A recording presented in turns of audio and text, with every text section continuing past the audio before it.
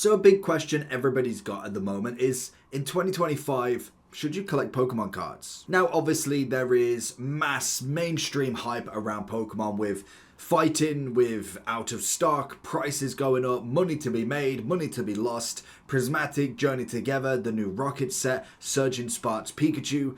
There's been a lot of build-up momentum with this hobby at the moment. So you're going to always ask yourself is, should I even join this hype at the moment? And to be honest, I think yes. If you do enjoy Pokemon cards, if you do enjoy collecting sets, it's not necessarily the end of the world that 3 sets out of the possible 170 sets that we've got to choose from.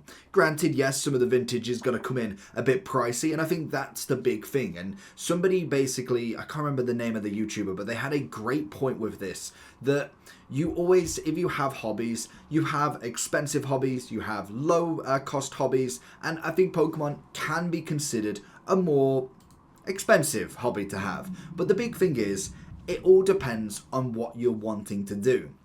If you are wanting, like myself, to try and get one of every card, then yes, it does become very, very expensive. And to be honest, I think it's not even possible at some times, because most definitely you are going to try and get some cards that are very, very expensive. And even then, when we look at some of the cards, if I, for instance, go over to this site, this will give you every single set that is available at the moment. If you go down further, like obviously Sword and Shield was now a couple of years ago, you go Sun and Moon, and the further you do go back, the more expensive some cards are. Now, not every single one of them. You could get a lot of the base sets, but if I go, say, to something like, for instance, I know one massive set that you've got is something like, where is it? Skyridge. There it is. If you look at something like Skyridge, it's one of the big sets in 2003. If I was to just, a lot of pop-ups, if I was to look at the Charizard in the special set of this, I think it's at the bottom, you basically have a Charizard, and I know this one too well. It is coming in at about 6.5 grand. Like, obviously there might be some damaged ones that you can get, and to be honest, for myself personally, I'm not too fussed the massive condition. Like, I'm not after pristine 10s and everything. That would be virtually impossible. But if it's got a little bit of a scuff, that's where some people might sell it for a little bit cheaper. I've got plenty of base set cards that maybe have a little scratch on it. Maybe it's got a little bit of a dent. I'm not too fussed about that. I personally want one of each of everything. So if you was kind of getting into the set, then if that is your case of wanting to collect a whole set, start with one. Absolutely. Like, start with a Temporal Forces. Start with, even going back a little bit further, start with one of the sets that I personally think is quite nice in Sun and Moon. It's not that big of a set, but then it's also not that expensive a set as well. Some really nice GX arts, and I think that's the big thing that kind of comes with it, is being able to kind of go for a whole set binder for me. Like an Umbreon GX, it's quite nice. You got Solgaleo, and you still have a couple of specials at the back, and there's not that many, like, in comparison to what we've got now. And I think the most expensive card in this personal set is about £40-50. So, and I think that is it the Umbreon? I don't know if it is the Umbreon, actually. It might be one of the... I don't even know which one it is at this point. But regardless, that's not too bad. When you look at something like a Surgeon Sparks or something, that's where the price can get a little bit silly. Because most definitely when you look at the kind of the big sets there, even if you look at Prismatic, like for instance, you kind of look through the normal set, we've got a lot of nice cards, and these are relatively affordable in themselves. The kind of base sets of the brand new Scarlet and Violet are relatively nice. Like, you could get pretty much all of these for like, what, £50 for all of the base kind of Eevee, Snorlax, all the Umbreons, I believe. But it's when you get to the end and then you start seeing these. Now, this is where it can get silly pricing. When you look at Umbreon and himself, wherever he's gone, he is there. He's about 1.3 at the moment, thousand. Then you've obviously got Jolteon at a couple of hundred, Espeon at a few hundred, Sylveon at a few hundred. It becomes a little bit silly with what you want to collect. But then also, you don't even have to always get the sets themselves. It could be just getting a specific type. Now, obviously, you want to pick a certain Pokemon, because if you go for a Charizard, a Pikachu, an Umbreon, if you are trying to collect one of each of them, that's again where it does come expensive. Picking a big Pokemon out of the brand, if you go for that Pikachu, even if you went for the Evolutions, they are very, very expensive. But if you was to go for maybe like, To be fair, I know he's got a lot of cards, but if you went for something like a Dragonite, you can type it into this site and they will show you all of the cards that Dragonites had. And to be honest, you've got a few prices if you hover over them. As you do go further back, obviously they do get a little bit more expensive, but it might be only like a couple of them that are considerably, like you've got a light Dragonite at 100, you then have the top series that I don't think, but you've then got the Dragonite obviously and Rockets at 53, 5, 75, 5 and £7.50. But realistically, they are the most expensive, and 219 in Expedition, because they are the considerably expensive sets. But when you kind of look through Sun and Moon, you've got EX at 12, at 2, 76p or cent, 33. It's a relatively affordable collection if you was to go over time and try and acquire these by going to card conventions, maybe trade in a couple of other cards if you've managed to pick any up. There will be obviously some that are a little bit more expensive, but I think for about £1,000 you could get every single Dragonite. And I'm not saying buy them all in one, because the whole point of the collecting is getting that experience, and like maybe even trying to open up a few packs of the kind of new sets. When you look at obviously the McDonald's Dragon Discovery, but you've got Scarlet and Violet 151, you've got Obsidian Flames for it. If you open up a couple of them and try and get your Dragonite, you might get some swap cards that you could swap for a Dragonite V in the future. It could be an interesting one. Even if you went for somebody else, I know he's had a few.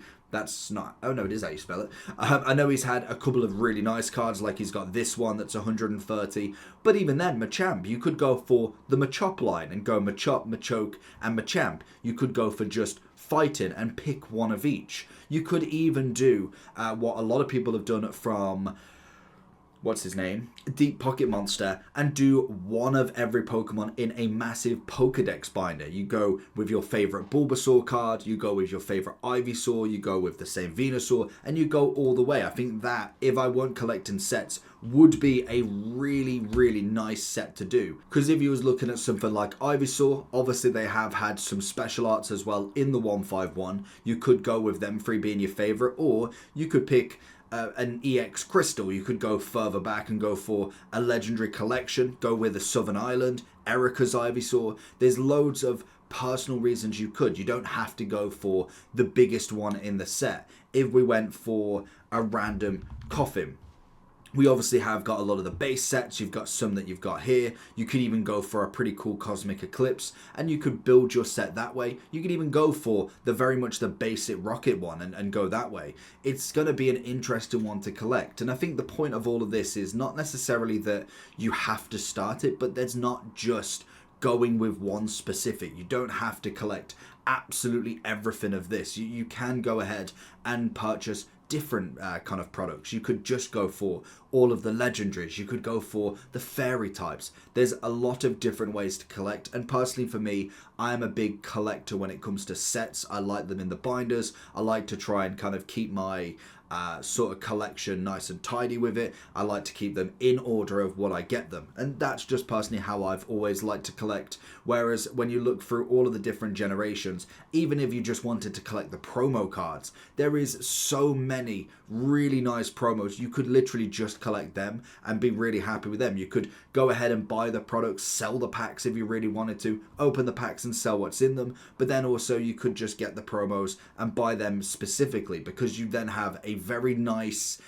kind of array of cards. You've got loads of different types, but I think that's the biggest thing that kind of draws you in with cards, is that there is different illustrators. There's lots of different kind of designs, or even like templates that they use. Obviously doing the Zekrom and Kyurem like this, same, very similar to the Darkrai and Rayquaza, but then you look a bit further down and you look at the Pikachu, it's a totally different style of artwork. And you could even go with that. You could go with a personal illustrator that you like. If you've ever looked at a Pokemon card, you will find the illustrator normally down here, and it will have their name, which they could do multiple cards. I bet there's probably a site that does tell you some of the better cards that some illustrators have done, or the more expensive ones, or even every single card they've done. I'd imagine there's probably someone there that has scanned through all of them. But that's the kind of point. With this hobby, I wouldn't necessarily look massively into the hype. Prismatic is expensive. It's obviously got some really big chase cards, and the weight on them is horrendous. So I would say, even if you are looking at sets, you don't have to open up the packs every single time. You can keep them, or you can obviously just go and buy singles. If you go over to a site like TCG Player, or you go to eBay, there is so many different places that you could buy the singles. Like for instance, if I wanted to go and find some Prismatic, there should be some now. There we go. If I wanted to go over here, I can go ahead and buy them. If you go high to low, there will obviously be a lot of out of stocks with the likes of an Umbreon or the SARs. You're going to have to search around for them. They're not always going to be in stock, but like Vaporeon's there. You've obviously got most of them out of stock at the moment because the products are still being opened. But if you go a bit further down, like I suggested, you don't always have to start with the SARs. You could then have a look at a few of the other ones. You've got obviously the Orgapons. One thing I would suggest if you are looking at singles, let the set breathe a little bit. I think I saw online that was a great kind of analogy of sets. 5 to 7 months, and then you start seeing either the proper price or you see a kind of deflated price.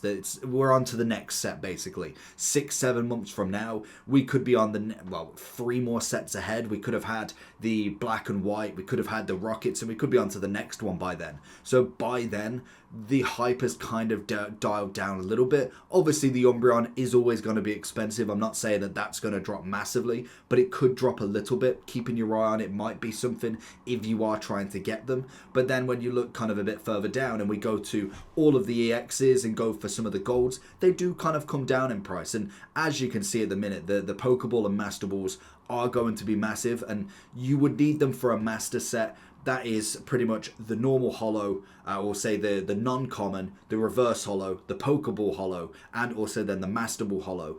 That's like a complete master set of Prismatic.